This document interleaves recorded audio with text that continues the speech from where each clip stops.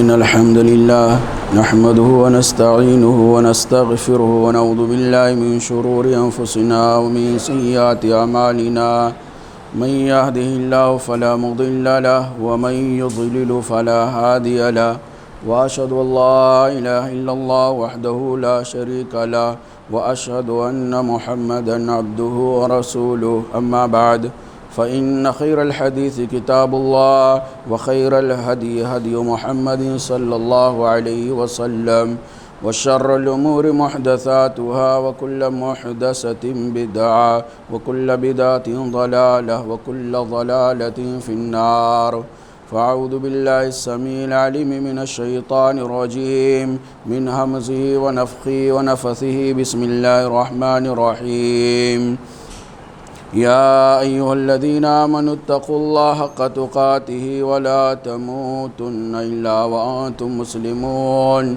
يا أيها الناس اتقوا ربكم الذي خلقكم من نفس واحدة وخلق منها زوجها وبث منهما رجالا كثيرا ونساء واتقوا الله الذي تساءلون به والأرحام إن الله كان عليكم رقيبا يا أيها الذين آمنوا اتقوا الله وقولوا قولا سديدا يصلح لكم أعمالكم ويغفر لكم ذنوبكم ومن يطع الله ورسوله فقد فاز فوزا عظيما اللهم صل على محمد وعلى آل محمد كما صليت على إبراهيم وعلى آل إبراهيم إنك حميد مجيد اللهم بارك على محمد وعلى آل محمد كما باركت على إبراهيم وعلى آل إبراهيم إنك حميد مجيد وقال الله تبارك وتعالى في كلامه المجيد بسم الله الرحمن الرحيم وما جعل أدعياءكم أبناءكم ذلكم قولكم بأفواهكم والله يقول الحق وهو يهدي السبيل محترم بزرگوں، قابل احترام اسلامی بھائیوں اور پیارے بچوں، ہمارے سماج میں جب لڑکا اور لڑکی کی شادی ہوتی ہے، شادی کے چند سال گزرتے ہیں اور یہ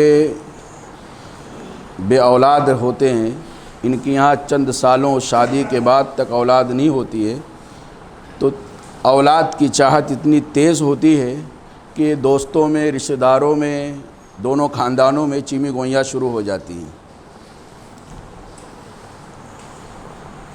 بنا مانگے ہر طرف سے مشورے آنے لگتے ہیں، ہر کوئی ڈاکٹر اور طبیب بن جاتا ہے، الگ الگ رائے، الگ الگ مشورے، الگ الگ ڈاکٹر، الگ الگ ہاسپٹل، جہاں بھی جس کو اولاد مل جاتی ہے جس ذریعے سے وہ مشورے دینے لگ جاتا ہے۔ میڈیکل چیک اپ کیا جاتا ہے تو رپورٹ یہ آتا ہے کہ لڑکے اور لڑکی میں سے، شوہر اور بیوی میں سے کسی کے اندر وہ پرابلم ہے یا وہ عیب ہے جس پرابلم اور جس عیب کو دور نہیں کیا جا سکتا ہے، یہ لا علاج پرابلم ان کے یہاں ہے۔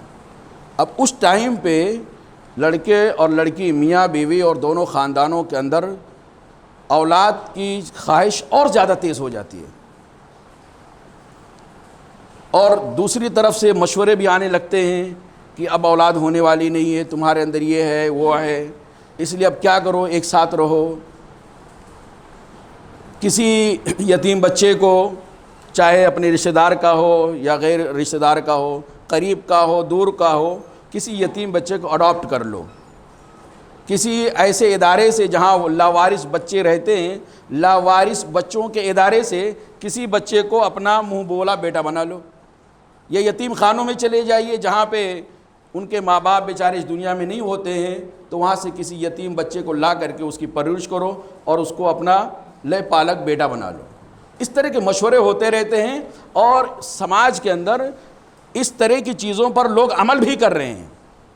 نیت کچھ بھی ہو، اچھی نیت بھی ہو سکتی ہے، خیر خواہی کی نیت بھی ہو سکتی ہے، بھلائی چاہنے کی نیت ہو سکتی ہے، لیکن میرے بھائیوں، کبھی کبھی اس مسئلے میں شریعت کیا کہتی ہے، شریعت کی رہنمائی سے جہالت کی بنیاد پر، شریعت کے ہدایات کو نہ جاننے کی وجہ سے خیر خواہی کبھی بدخواہی میں تبدیل ہو جاتی ہے۔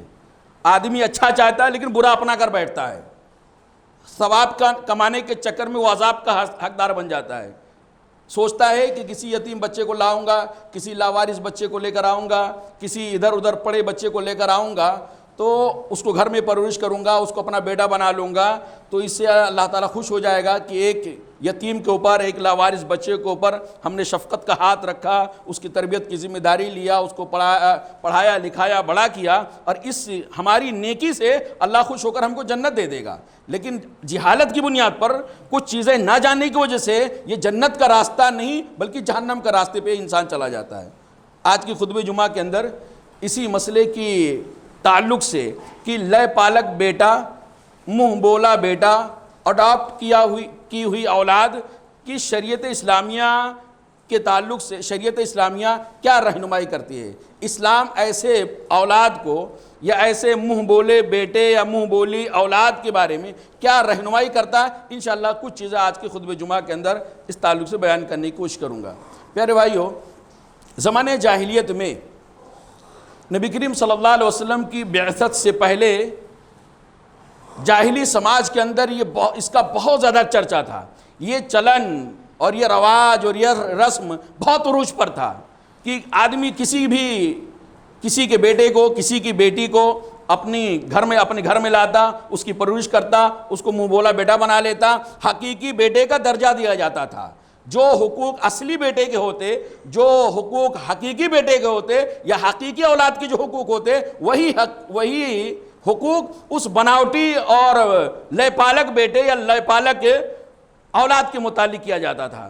اسی رسم کے متعلق اللہ کے نبی جناب محمد رسول اللہ صلی اللہ علیہ وسلم کی بعثت سے پہلے، آپ صلی اللہ علیہ وسلم کے نبی بننے سے پہلے، زید رضی اللہ تعالیٰ عنہ، زید بن حارثہ رضی اللہ تعالیٰ عنہ کا نام ہم جانتے ہیں۔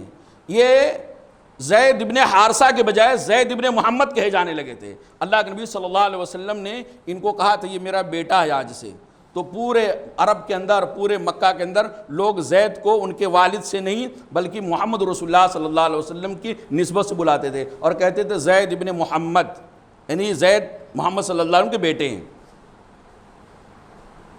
اور اس کا ایک پس منظر بھی ہے، ہم زید رضی اللہ تعالیٰ عنہ کی ایمان لانے کا واقعہ اگر ہم پڑھیں گے ان کی سیرت کو تو پتہ چلے گا کہ زید رضی اللہ تعالیٰ عنہ کو بچپن ہی میں کچھ ڈاکوؤں نے ان کے قافلے پر ڈاکہ ڈال کر کے ان کو اٹھا لیا بچے جب تھے اور لے جا کے بیچ ڈالا بازار کے اندر غلام کے حیثیت سے۔ بکتے بکاتے یہ حضرت محمد رسول اللہ صلی اللہ علیہ وسلم کے پاس آ گئے۔ ان کے گھر والوں کو پتہ چلا، ان کے خاندان والوں کو پتہ چلا کہ میرا بیٹا زید رضی اللہ تعالیٰ عنہ مکہ کے اندر محمد صلی اللہ علیہ وسلم کے گھر میں ہیں، تو وہ پورا اپنی حیثیت کے اعتبار سے ہدایہ، تحفے، تحائف اور گفٹ لے کر کے آئے تاکہ محمد صلی اللہ علیہ وسلم کو دے کر کے اپنے بچے کو ہم چھڑا لیں۔ اللہ کے نبی صلی اللہ علیہ وسلم کی خدمت میں وہ لوگ آئے۔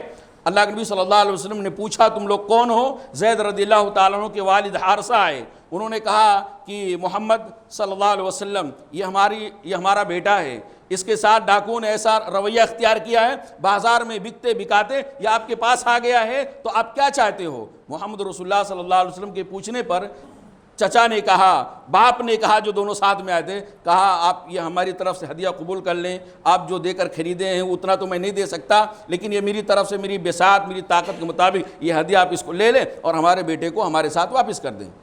اللہ کے نبی صلی اللہ علیہ وسلم نے کہا ٹھیک ہے، لیکن یہ معاملہ ہمارے اور تمہارے اوپر نہیں ہوگا، یہ معاملہ کس کے اوپر ڈیپینڈ ہوگا؟ یہ پورا دار و مدار حضرت زید رضی اللہ تعالیٰ کے اوپر ہوگا۔ اگر زید رضی اللہ تعالیٰ عنہ جانا چاہتے ہیں آپ کے ساتھ تو ہمیں آپ کے ہدیے اور تحفے طائف کی قطعاً ضرورت نہیں ہے، اگر آپ کا بیٹا آپ کے ساتھ جانا چاہتا ہے تو فری میں جا سکتا ہے۔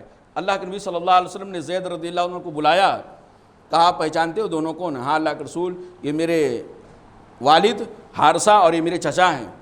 یہ کیوں آئے ہیں؟ یہ آپ کو لینے آئے ہیں۔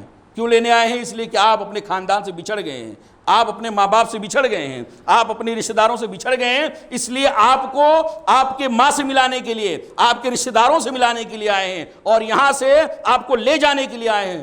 حضرت زید رضی اللہ تعالیٰ بغیر کسی سوچے سمجھے بے ساختہ کہتے ہیں کہ ہمیں محمد رسول اللہ صلی اللہ علیہ وسلم سے زیادہ شفقت اور پیار کہیں اور نہیں مل سکتا ہے، جبکہ محمد رسول اللہ صلی اللہ علیہ وسلم نبی نہیں بنائے گئے تھے۔ کہا زید رضی اللہ تعالیٰ ہم اپنے باپ کے ساتھ جانے کے لیے تیار نہیں ہیں۔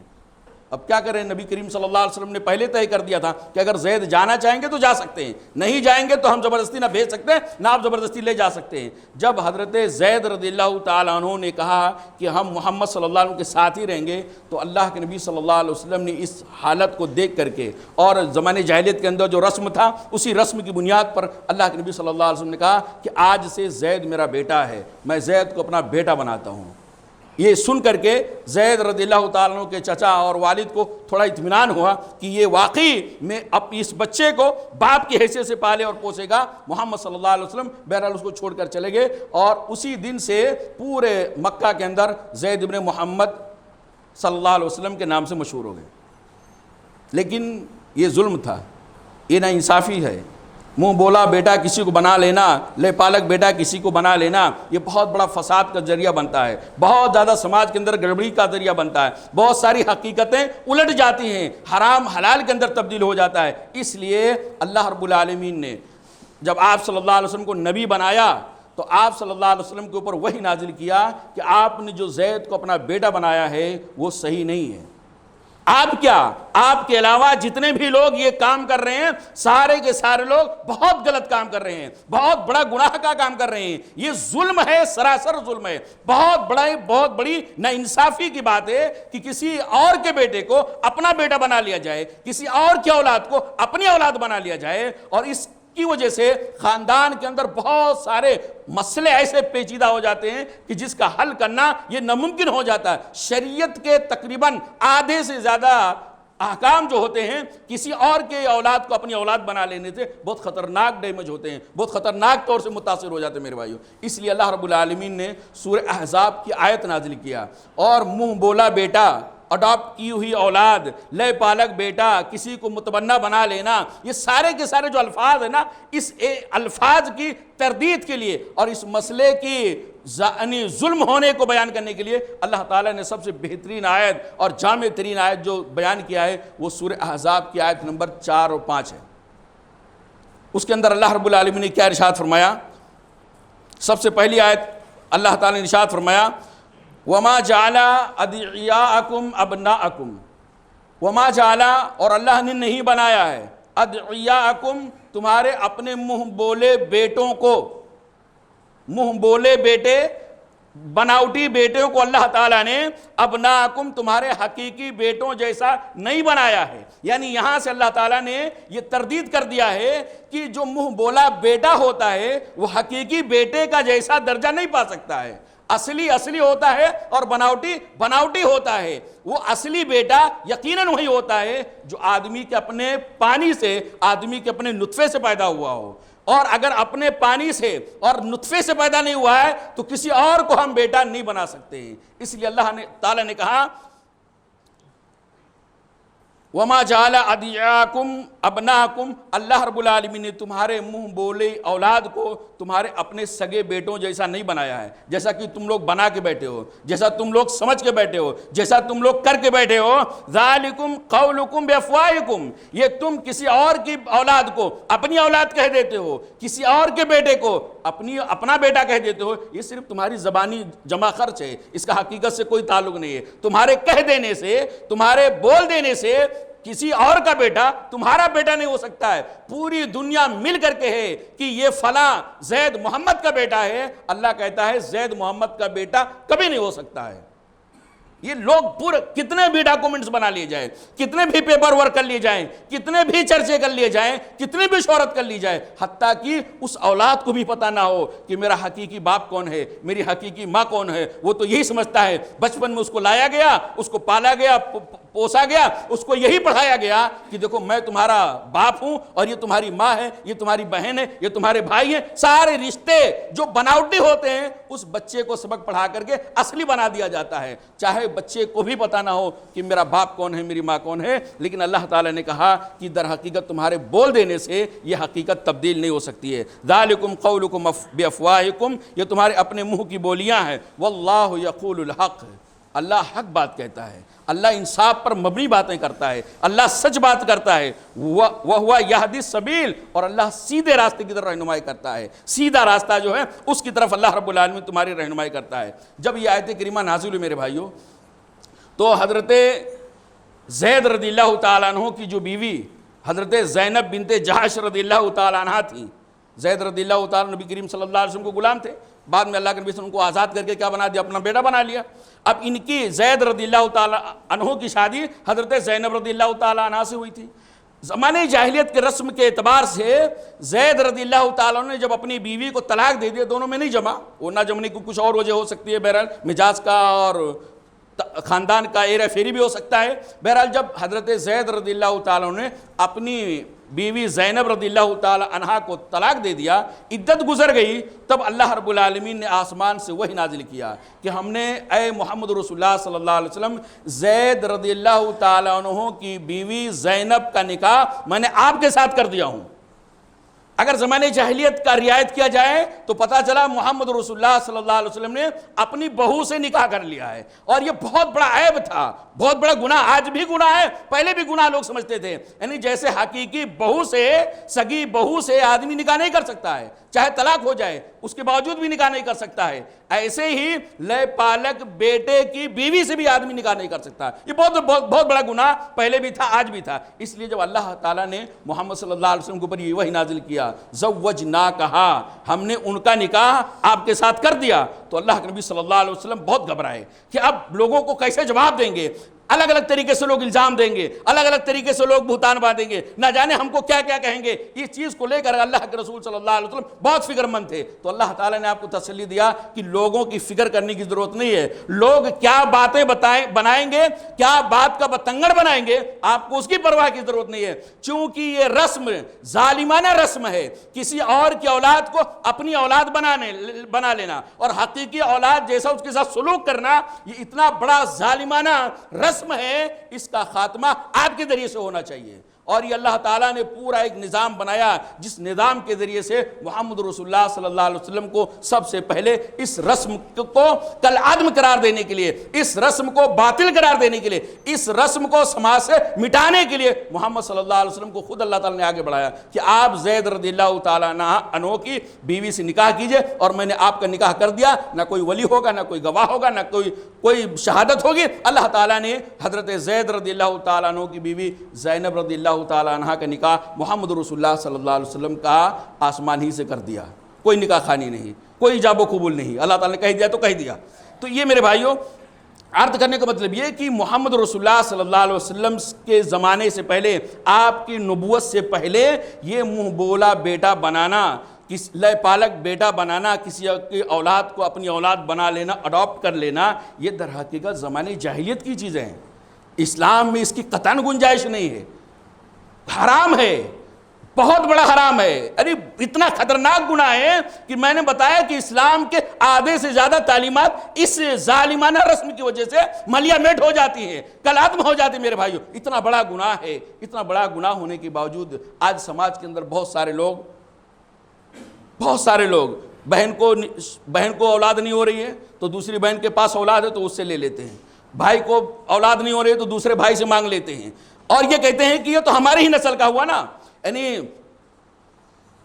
بیوی کو بچے نہیں ہوئے تو سالی کے بچے کو لے لیے، یا بیوی کو بچے نہیں ہوئے تو اپنے بھابھی سے بچے لے لیے۔ بولے یہ سب اپنا ہی خاندان ہے نا، تو خاندان تبدیل نہیں ہوگا میرے بھائیوں، یہ سراسر ظلم ہے۔ اور آج ایسے سماج کے اندر، مسلمانوں کے اندر بہت سارے ایسے لوگ ہیں جو آپ ان کے ساتھ رہیں گے تو آپ کو پتہ چلے گا یہ ان کا سگا بیٹا ہے، یہ اس کی سگی ماں ہے، لیکن بعد میں اگر آپ تہ تک جائیں گے تو پتہ چلے گا نہیں، یہ تو کہیں اور سے لے کر آئے تھے، یہ تو کہیں اور سے اڈاپٹ کیے گئے تھے، یہ کسی یتیم خانے سے لے کر آئے گئے۔ اور آج ہاسپٹلوں کے اندر جو بچوں کی ایرا فیری ہوتی ہے، یعنی بچے کی خواہش اس حد تک ہو جاتی ہے کہ آدمی کہتا ہے کام کرو، کسی غریب مفلس اور نادار خاندان کو چوز کرو، وہاں اگر کوئی بچہ مل جائے بچپن میں تو اس کو پیسہ دو، اور پیسہ دے کر کے بچے کو خرید لاؤ، گھر میں پالو پوسو بڑا کرو، اور اس کو اپنی اولاد بنا لو، وہ ہم اس کے باپ ہو جائیں گے، ہم اس کی ماں ہو جائیں گے، اور اس طرح سے ہمارا ایک بچہ ہو جائے گا، کم سے کم لوگ ہم کو تانا نہیں دیں گے۔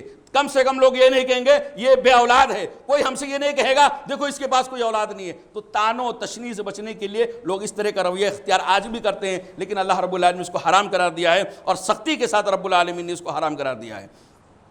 میرے بھائیو، اللہ کے نبی صلی اللہ علیہ وسلم دوسری چیز جو اہم ہے یہ کہ منہ بولے بیٹے کو آپ اپنا اصلی بیٹے کی طرح درجہ اور مقام نہیں دے سکتے۔ دوسری چیز یہ کہ آپ اس کی ولدیت کو قطعاً نہیں چینج کر سکتے ہیں، کسی بھی صورت میں کسی اور کے بیٹے کے ساتھ اپنی ولدیت ہرگز نہیں جوڑ سکتے ہیں۔ اللہ رب العالمین نے ارشاد فرمایا ادعوہم لآبائہم، ان کی یعنی بچوں کو ان کے باپوں کے ناموں سے پکارو۔ ادعوہم، جن کو تم نے اپنا منہ بولا بیٹا بنا لیا نا، بیٹا بولنے میں کوئی حرج نہیں ہے۔ ارے بھائی کے بچے کو بھی بیٹا بول لیتے ہیں، راستہ چلتے ہوئے چھوٹا بچہ مل جائے اس کو بھی بیٹا بول لیتے ہیں، بیٹا بولنے میں کوئی حرج کی بات نہیں ہے، لیکن اس کے ساتھ اپنی ولدیت جوڑ دینا اور لوگوں کو یہ باور کرانا کہ نہیں یہی میرا بیٹا ہے، پیپر ورک سارا کا سارا اس بیٹے کے ساتھ اپنے نام کو ولدیت کے طور پر پیش کرنا، اپنی بیوی کے نام کو اس کی ماں کے حیثیت سے پیش کرنا، اپنے سگے بیٹوں کو اس کے بھائی کے حیثیت سے پیش کرنا، یہ سارا کا سارا گناہ ہے۔ اللہ تعالیٰ نے کہا ادعوہم لآبائہم، ایسے بچوں کو ان کے باپوں کے ناموں سے پکارو، ان کو اپنا بیٹا مت کہو، ان کو اپنے بیٹے کے نام پہ اس کا ڈاکومنٹس مت بناؤ۔ وَأَقْسَطُ عِنْدَ اللَّهِ، انصاف کی بات یہی ہے، عدل کی بات یہی ہے کہ لوگ یعنی بچوں کو ان کے باپوں کے نام سے پکارا جائے۔ فَإِن لَمْ تَعْلَمُوا، لیکن کبھی اگر ایسا ہو جائے کہ تم کو ان کے پتہ نہ چلے کہ اس کا باپ کون ہے، بگڑا ہوا سماج، اخلاقیت سے گری ہوئی یہ سماج و معاشرہ، اس کے اندر ایسے ناجائز بچے ہوتے ہیں، بچے کا قصور نہیں ہوتا، وہ لڑکے لڑکی کچھ ناجائز کام کرتے ہیں اور ناجائز اولاد ہوتی ہے۔ شرم سے سر چھپانے کے لیے بچوں کو لے جا کے کہیں ڈسٹبن میں ڈال دیتے، کوڑے دان میں ڈال دیتے، جھاڑ میں ڈال دیتے، اس طرح کے پھینک کر کے لوگ بچے کو چلے جاتے ہیں۔ کبھی ایسا ہو سکتا ہے یا کبھی ایسے بڑا حادثہ ہو جائے جس کی وجہ سے بہت سارے لوگوں کا انتقال ہو جائے اور پتہ نہ چلے یہ بچہ کس کا ہے، بچے کے باپ کا پتہ نہ ہو، بچے کے باپ کا پتہ نہ ہو، ایسا ہو سکتا ہے۔ تو اللہ رب العالمین نے بیان فرمایا فَإِن لَمْ تَعْلَمُوا آبَاءَهُمْ، اور اگر تمہیں ان کے باپوں کا علم نہ ہو فَإِخْوَانُكُمْ فِي الدِّينِ، تو ان کو اپنا بیٹا کہنے کے بجائے، ان کو اپنا بیٹا اور اپنی اولاد کہنے کے بجائے ان کو کہو تم ہمارے دینی بھائی ہو۔ فَإِخْوَانُكُمْ فِي الدِّينِ، وہ تمہارے دینی بھائی ہیں یا تم ان کے سرپرست ہو۔ وَلَيْسَ عَلَيْكُمْ جُنَاحٌ فِيمَا أَخْطَأْتُمْ بِهِ، ہاں اگر غلطی سے آپ نے انکوائری کیا، تحقیق کیا، پتہ چلا اس لڑکے کا باپ یہی ہے لیکن حقیقت میں وہ نہیں تھا، آپ نے کوشش کیا جاننے کا، آپ نے کوشش کیا معلومات حاصل کرنے کا، لیکن اتفاقاً ایسا ہوا کہ آپ کی کوشش ناکام ہو گئی اور آپ کسی اور بچے کو کسی اور باپ کے ذریعے سے جوڑ دیا، اس کی سگے باپ کی طرف نسبت نہیں کیا، تو اللہ نے کہا اس طرح اگر غلطی ہو جائے تو معاف ہو جائے گا، اس طرح کی غلطیوں کو اللہ تعالیٰ گرفت نہیں کرے گا۔ لیکن وَلَٰكِن مَا تَعَمَّدَتْ قُلُوبُكُمْ، لیکن اگر تم دل سے جان بوجھ کر کے غلطی کر رہے ہو، اپنے گھر میں کسی اولاد کو لے کر آئے ہو، چاہے سالی کا بیٹا ہو، چاہے بھابھی کا بیٹا ہو، چاہے بہن کا بیٹا ہو، کسی کا بھی بیٹا ہو، جان بوجھ کر کے آپ اپنے گھر میں لے کر آئے ہیں، اس کی دیکھ ریکھ کر رہے ہیں اور اس کو اپنی اولاد سمجھ رہے ہیں اور اپنی بیوی کو اس کی ماں سمجھ رہے ہیں اور بچے کو باور کرا رہے ہیں، سماج کو باور کرا رہے ہیں، خاندان کو باور کرا رہے ہیں، سب کو یقین دلا رہے ہیں، دھوکہ ہے، فراڈ ہے اور دروغ گوئی ہے، یہ سارا کا سارا اگر آپ جان بوجھ کر کے کہتے ہیں وَلَٰكِن مَا تَعَمَّدَتْ قُلُوبُكُمْ، لیکن اللہ تعالیٰ تمہاری گرفت کرے گا اگر تم جان بوجھ کر کے ایسا کرو گے۔ وَكَانَ اللَّهُ غَفُورًا رَحِيمًا، یقینا اللہ تعالیٰ معاف کرنے والا ہے۔ تو میرے بھائیو، دوسری چیز جو ہم کو پتہ چلا، ایک یہ کہ حقیقی بیٹا ہوتا ہے، بناوٹی بیٹے کو آپ حقیقی بیٹوں کا درجہ نہیں دے سکتے ہیں۔ دوسری یہ کہ آپ کسی بھی بچے کی ولدیت کو آپ چینج نہیں کر سکتے ہیں، اگر آپ اس کے باپ کا پتہ ہے تو اس کے باپ کے ذریعے سے پکاریں، اور اگر اس کے باپ کا پتہ نہیں ہے تو کہیں میرا دینی بھائی ہے یا میری دینی بہن ہے، آپ خواہ اس کے باپ کا پتہ نہیں ہے تو ہم اس کے باپ کی جگہ پہ بن جاتے ہیں، تو بلا شبہ یہ جائز اور درست نہیں ہے۔ اللہ کے نبی صلی اللہ علیہ وسلم کے صحابی حضرت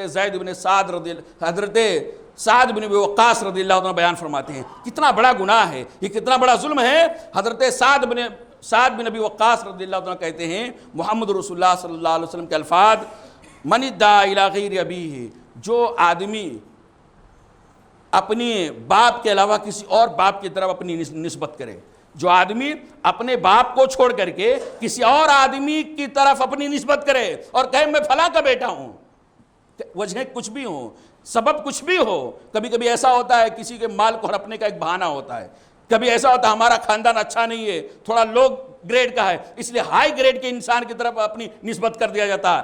تو یہ اللہ تعالیٰ نے، اللہ کے نبی صلی اللہ علیہ وسلم بیان فرماتے ہیں سبب کچھ بھی ہو، جو آدمی اپنی نسبت اپنے باپ کے علاوہ کسی اور کی طرف کرتا ہے وَهُوَ يَعْلَمُ أَنَّهُ غَيْرُ أَبِيهِ، جبکہ وہ جانتا ہے کہ جس کو باپ بول رہا ہے اس کا باپ وہ نہیں ہے، جان بوجھ کر اگر ایسا کرتا ہے فَالْجَنَّةُ عَلَيْهِ حَرَامٌ. اللہ فَالْجَنَّةُ عَلَيْهِ حَرَامٌ. تو ایسے جان بوجھ کر کے اپنی نسبت دوسرے باپ کی طرف یا دوسرے انسان کی طرف کرنے والے کے اوپر اللہ نے جنت کو حرام قرار دیا. آدمی کیا سوچ کے کرتا ہے؟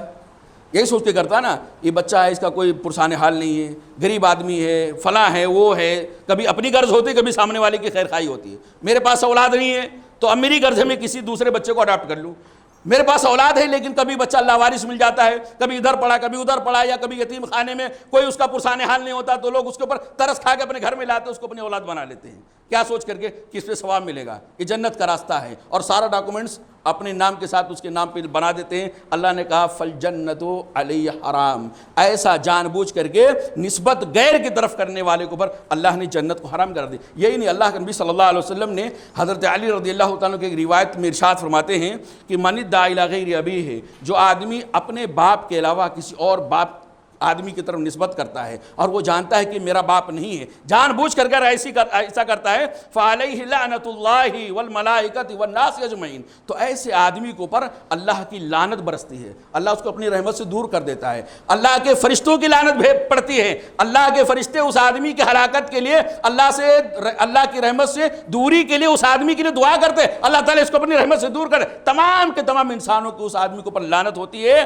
وَلَا يَقْبَلُ اللَّهُ مِنْهُ يَوْمَ الْقِيَامَةِ صَرْفًا وَلَا عَدْلًا. اور قیامت کے دن اللہ تعالیٰ نہ اس کی نفل عبادتیں قبول کرے گا نہ اس کی فرض عبادتیں قبول کرے گا. اللہ، اتنا بڑا گناہ، آپ سوچیں کتنا خطرناک گناہ. جنت حرام، یہ کام کرنے والا، کسی اور کو اپنا بیٹا بنانے والا، بناوٹی بیٹے کو حقیقی بیٹے کا درجہ دینے والے کے اوپر اللہ نے جنت حرام کر دیا. اللہ کی رحمت سے وہ دور ہو گیا ہے، فرشتے اس کے لیے لعنت بھیجتے ہیں، تمام انسانوں کی لعنت ہے. قیامت کے دن نہ اس کی نفل عبادت قبول ہے اور نہ فرض عبادت قبول ہے.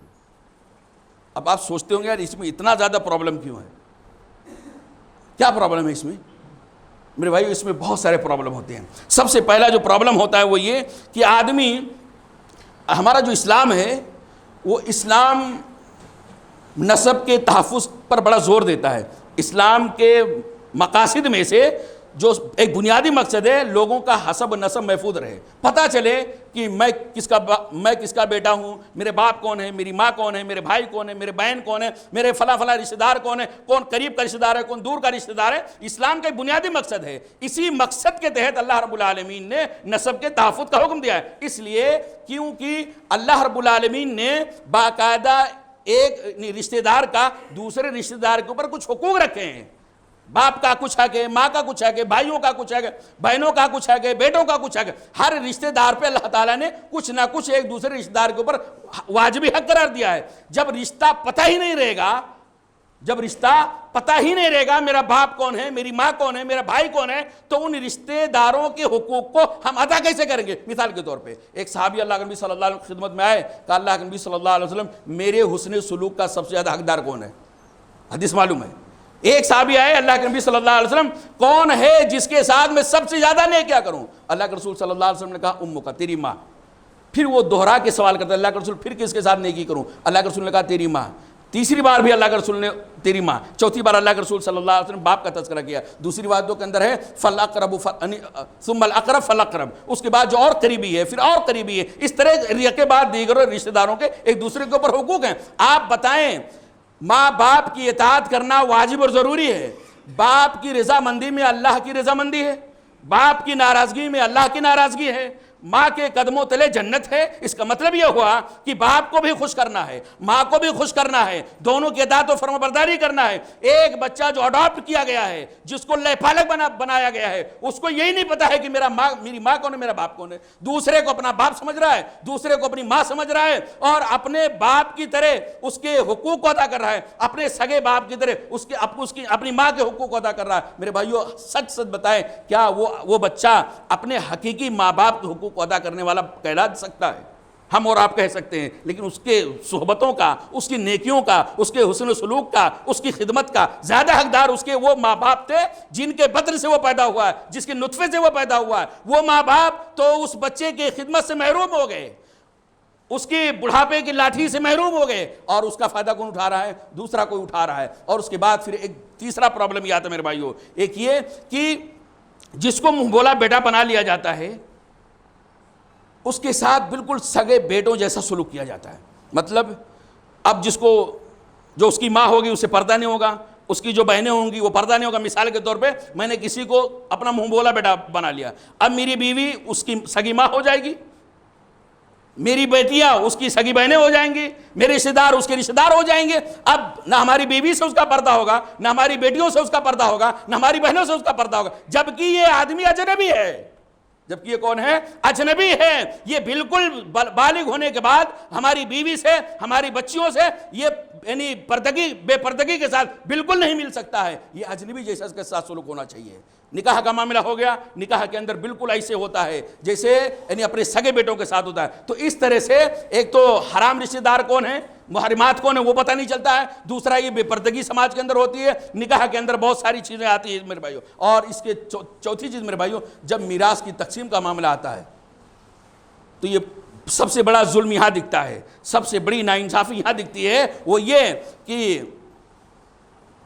آدمی کی اولاد نہیں ہے تو اس کی پراپرٹی اس کے مرنے کے بعد کس کو ملے گی؟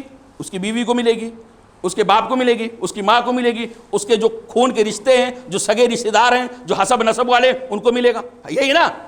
اب اگر ہم کسی اور کو اپنا بیٹا بنا لیتے ہیں تو پرابلم یہ ہوتا ہے، ظلم یہاں ہوتا ہے میرے بھائیوں، کہ ہمارے بہت سارے رشتہ دار ہمارے میراث میں محروم ہو جائیں گے، یا ان کا حصہ کم ہو جائے گا۔ جس کا حصہ ہونا چاہیے اس کو حصہ نہیں ملے گا، جو غیر مستحق ہے وہ مستحق بن جائے گا، اور جو مستحق ہے وہ غیر مستحق بن جائے گا۔ جس کو ملنا چاہیے وہ محروم ہو گیا، اور جس کو محروم ہونا چاہیے وہ حصے دار بن گیا، اصل بیٹھا ہوا میرے بھائیوں۔ اس طرح سے جو قریبی رشتہ دار ہیں، جو سگے رشتہ دار ہیں، ان کے حصے میں یعنی خلل اندازی ہوگی، ان کا حصہ جو ہے وہ کم ہو جائے گا۔ اور کبھی کبھی ایسا بھی ہو سکتا ہے کہ بیٹے کے رہتے ہوئے بہت سارے بچے یا بہت سارے رشتہ دار محروم ہو جائیں گے میرے بھائیوں۔ یہ بھی ایک بہت بڑا پرابلم ہے۔ جبکہ میراث کا مسئلہ، پردے کا معاملہ، نکاح کا معاملہ یہ اللہ رب العالمین کی طرف سے طے شدہ ہے۔ کون کون سے رشتہ داروں سے نکاح حرام ہے، کون کون سے رشتہ داروں سے پردہ کرنا ہے، کون کون سے رشتہ دار ہیں جن سے پردہ نہیں ہے، کون کون سے رشتہ دار ہیں جن کو حصہ ملے گا مال کے اندر، کون کون سے رشتہ دار ہیں نہیں ملے گا، کون کون رشتہ دار ہیں کن کو کتنا ملے گا۔ یہ سب کا سب ہم نے اور آپ نے طے نہیں کیا ہے۔ کس نے طے کیا ہے؟ اللہ رب العالمین نے طے کیا ہے۔ اور اگر کسی کے بیٹے کو اپنا بیٹا بنا لیتے ہیں تو پتہ یہ چلا کہ اللہ تعالیٰ نے جو شریعت بنایا ہے، اور شریعت بنانے کا حق جو صرف اللہ رب العالمین کو ہے، وہ شریعت سازی کا حق ہم اپنے اندر ڈال لیتے ہیں، اور ہم اپنے آپ کو اتنا طاقتور سمجھتے ہیں، اتنا پاور والا سمجھتے ہیں کہ بلا شبہ یہ ہم کر سکتے ہیں میرے بھائیوں۔ حقیقت میں یہ چیز بہت بڑی ظلم ہے میرے بھائیوں۔ ہاں، اب ایک سوال پیدا ہوتا ہے سماج کے اندر، میں نے بتایا کہ اخلاقی اعتبار سے سماج بہت گرا ہوا ہے۔ محمد رسول اللہ صلی اللہ علیہ وسلم کے زمانے میں بھی ایسے بچے ملتے تھے جو ناجائز ہوا کرتے تھے، جن کے باپ کا پتہ نہیں ہوتا، جن کی ماں کا پتہ نہیں ہوتا تھا۔ ایسا ہر سماج کے اندر ہوتا ہے۔ تو اس کا اسلام نے حل کیا رکھا ہے؟ کیا وہ بچے اسے لاوارث پڑے رہیں؟ جو پڑھا ہے وہ پڑھا رہے، جس کے باپ کا انتقال ہو گیا، یتیم ہو گیا وہ بچہ، اس کا پرسان حال کون ہوگا؟ اس کو دیکھ ریکھ کون کرے گا؟ اس کی تربیت کون کرے گا؟ ان کو کھلائے پلائے گا کون؟ ان کی یعنی تعلیم و تربیت کا انتظام کر کے اس کو بہتر انسان کون بنائے گا؟ اگر اسلام نے اس طرح کا سختی کے ساتھ کر دیا کہ کسی کے بیٹے کو بیٹا نہیں بنا سکتے، کسی کی بیٹی کو بیٹی نہیں بنا سکتے، تو پھر ایسی صورت میں سماج کے ان بچوں کا کیا ہوگا جو لاوارث ہیں، جو یتیم ہیں، جو ادھر ادھر پڑے رہتے ہیں؟ میرے بھائیوں، اس کے لیے اسلام نے بہت پیارا پیارا حل نکالا ہے، بہت عظیم ترین اس کی تعلیمات ہیں۔ اسلام نے کہیں بھی ایک بھی گوشہ زندگی کا تشنا نہیں چھوڑا ہے، ادھورا نہیں چھوڑا ہے۔ اسلام نے ایسے بچوں کے لیے کیا کہا؟ یہ اسلام میں یتیم خانوں کا کوئی تصور نہیں ہے۔ کوئی تصور نہیں یتیم خانوں کا. یتیم خانے جن کو ہم کہتے ہیں نا لوارث کے ادارے, اس کا اسلام میں کوئی تصور نہیں میرے بھائیو. اگر اسلامی تعلیمات پر عمل کیا جائے تو ذرہ برابر کسی بھی یتیم خانے کے کھولنے کی گنجائش نہیں بچے گی. یتیم خانے کا مطلب یہ ہوتا ہے کہ علاقے کے جتنے یتیم بچے ہوں یہاں پہ آ کے رہیں, سب کی پرورش میں کروں گا. اس کا کوئی تصور نہیں کہ ایک اجنبی آدمی سارے یتیم بچوں کو لا کے اکٹھا کرے. اسلام نے کیا حل نکالا ہے؟ سب سے پہلے وَتَعَاوَنُوا عَلَى الْبِرِّ وَالتَّقْوَىٰ. یتیم بچوں کے اوپر, لاوارث بچوں کے اوپر شفقت کے ہاتھ پھیرنے سے اسلام نے منع نہیں کیا ہے. نیکی کا عام حکم دیا ہے, نرمی کا, احسان کا, بھلائی کا اللہ تعالیٰ نے عام حکم دیا ہے. لہذا عام حکم کے تحت یتیم بچوں کے بھی پرورش کرنی چاہیے, لاوارث بچوں کی بھی پرورش کرنی چاہیے. اسی طرح اللہ کے نبی صلی اللہ علیہ وسلم نے کہتے ہیں کافل الیتیم لہو او لغیرہ, یتیم کی پرورش کرنے والا, سنو یتیم کا حل کیسے نکلے گا, یتیم کی کفالت کا مسئلہ کیسے حل ہوگا. اللہ کے نبی صلی اللہ علیہ وسلم کہتے ہیں کافل الیتیم لہو لغیرہ, یتیم کی کفالت کرنے والا, یتیم کو کھلانے والا, یتیم کو پہنانے والا, یتیم کی تعلیم کا اخراجات برداشت کرنے والا, یتیم کو تربیت دینے والا, یتیم کو اسلامی تعلیمات سے آراستہ کرنے والا, اس کی شادی کرنے والا, اس کو بڑا کرنے والا, یہ سارے کے سارا کام کرنے والا کافل الیتیم لہو, یتیم کی کفالت کرنے والا. چاہے یتیم اس کا اپنے گھر کا ہو, چاہے یتیم اس کے اپنے خاندان کا ہو, چاہے یتیم اس کے اپنے رشتہ دار کا ہو, اور لغیری, یا کہیں اجنبی آدمی ہو, اجنبی بچہ پڑا ہو, اجنبی بچہ ہو جس کے باپ کا پتہ نہ ہو, تو اللہ کے نبی صلی اللہ علیہ وسلم کہتے ہیں یتیم کی کفالت کرنے والا وَأَنَا هَاتَيْنِ فِي الْجَنَّةِ, ہم دونوں جنت میں ایسے رہیں گے. محمد رسول اللہ صلی اللہ علیہ وسلم اپنی دونوں انگلیاں ملایا, شہادت کی انگلی ملایا اور بیچ والی انگلی کو ملا کے کہا کہ یتیم کی کفالت کرنے والا, یتیم کوئی بھی ہو, چاہے رشتہ دار ہو یا رشتہ دار نہ ہو, یتیم کی کفالت کرنے والا جنت میں ایسے ہوں گے میرے ساتھ میں. یعنی گویا اتنا بڑا اونچا درجہ میرے بھائیوں بچوں کی تربیت کرنا, لاوارث بچے, یتیم بچے, پڑے ہوئے بچے, ان بچوں کی تربیت کرنے کا اسلام نے بہت فضیلت بیان کیا, اس کی ترغیب دیا. اب اس سے بڑی فضیلت کیا ہو سکتی ہے کہ ایسے بچوں کی پرورش کرنے والے کے لیے محمد رسول اللہ صلی اللہ علیہ وسلم نے کہا ہے وہ جنت میں جائے گا. نہیں, جنت میں صرف نہیں جائے گا, جنت میں میرے بازو میں رہے گا, جنت میں میرے بازو میں رہے, میرا پڑوسی رہے گا. یعنی اونچی جنت کا محمد رسول اللہ صلی اللہ علیہ وسلم نے اس کو بشارت سنایا ہے. لیکن شرط یہ ہے کہ اسلامی تعلیمات کا لحاظ کیا جائے. اسلامی تعلیمات کا لحاظ کا مطلب یہ ہے کہ آپ کسی یتیم بچوں کو لائیں, لاوارث بچوں کو لائیں, کسی بھی بچے کو لائیں, اپنے گھر میں پالے پوسے بڑا کریں, کوئی مسئلہ نہیں, ان کو کھلائیں پلائیں, ہر کھلانے پلانے پر آپ کو ثواب ملے گا. اگر وہ اچھا نیک بن گیا, صالح بن گیا, دیندار بن گیا, آپ کے انتقال کے بعد وہ آپ کے لیے صدقہ جاریہ ہو جائے گا. لیکن یہ ہے کہ آپ اس کی ولدیت چینج نہ کریں, اس کی ولدیت چینج نہ کریں, جو اس کی ولدیت رہنے دیں. بڑے ہونے کے بعد جو پردے کے احکامات ہوتے ہیں, پردے کے احکامات اس کے اوپر لاگو کریں. اسی طرح میراث کا معاملہ ہوتا ہے تو میراث میں وہ آپ کا حقدار نہیں بن سکتا ہے. ہاں, اسلام نے آسانی کیا ہے, آپ اس کو اپنی زندگی میں ہدیہ دے سکتے ہیں, گفٹ دے سکتے ہیں. آپ بہت زیادہ مالدار ہیں تو آپ ایک بنگلہ اس کو دے دو, آپ بہت زیادہ پیسے والے ہیں, آپ کچھ بینک بیلنس اس کے نام پہ کر دو, ہدیہ آپ دے سکتے ہیں. اور انتقال کے ٹائم پہ آپ اس کے نام پہ وصیت بھی کر سکتے ہیں, زیادہ 1/3, یعنی اگر آپ کے پاس 75,000 روپیہ ہے تو آپ 25,000 روپیہ اس کو دے دیجئے. اسلام نے اس کی گنجائش نکالا ہے. لیکن یہ ہے کہ آپ کے مال میراث میں باقاعدہ حصے دار ہو, ایسے نہیں ہونا. تو شریعت کے احکامات کا لحاظ کرتے ہوئے اگر کوئی آدمی کسی یتیم بچے کی پرورش کرتا ہے, اس کی تعلیم و تربیت کا انتظام کرتا ہے, اس کو نیک اور صالح بچہ بنا دیتا ہے, تو بلا شبہ اس کے لیے جنت ہے.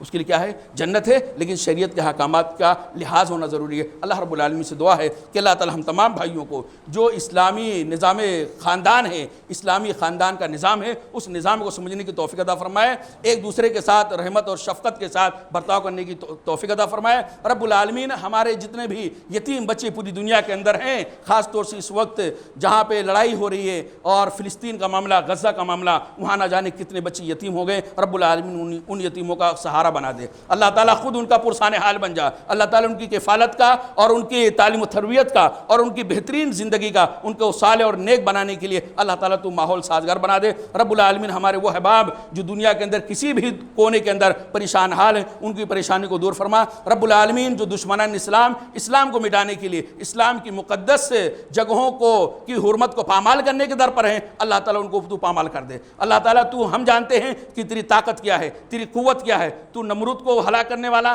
فرعون کو ہلاک کرنے والا, شداد کو برباد کرنے والا اللہ تعالیٰ تو ہی ہے. آج بھی طاقت تیرے ہاتھ میں اتنی ہی ہے, کچھ بھی کمی نہیں ہوا. اللہ تعالیٰ ہم تو سے یہ دعا کرتے ہیں کہ مسلمان جہاں بھی ستائے جا رہے ہیں, مسلمانوں کے اوپر جہاں بھی ظلم و زیادتی کی جا رہی ہے, اللہ تعالیٰ مسلمانوں کو ہمت دے, حوصلہ دے, صبر کرنے کی توفیق عطا فرمائے. اللہ تعالیٰ جو لوگ مسلمانوں کو اس طرح ملیا میٹ کرنا چاہتے ہیں، مسلمان اور اہل توحید اور خاص طور سے مقدس مقامات کے ساتھ جو کھلواڑ کرنا چاہتے ہیں، اللہ تعالیٰ تیری امن والی سرزمین میں جو فتنہ فساد برپا کرنے کے در پر ہیں اور پوری کوشش لگا رہے ہیں، رب العالمین ان کو ایک جھٹکے کے اندر تو ہلاک کر دے۔ اے اللہ تو ان کو اچھے سے ہلاک کر دے۔ آنے والی نسلوں کے لیے جو ظلم کے راستے پہ چل رہے ہوں، جو جبر و اکراہ کے راستے پہ چل رہے ہوں، جو اپنے طاقت اور قوت کے گھمنڈ میں چکناچور ہیں، اللہ تعالیٰ آنے والی نسل کے لیے ان کو عبرت و نصیحت بنا دے۔ اقول قولی ھذا استغفر اللہ لی ولکم ولسائر المسلمین۔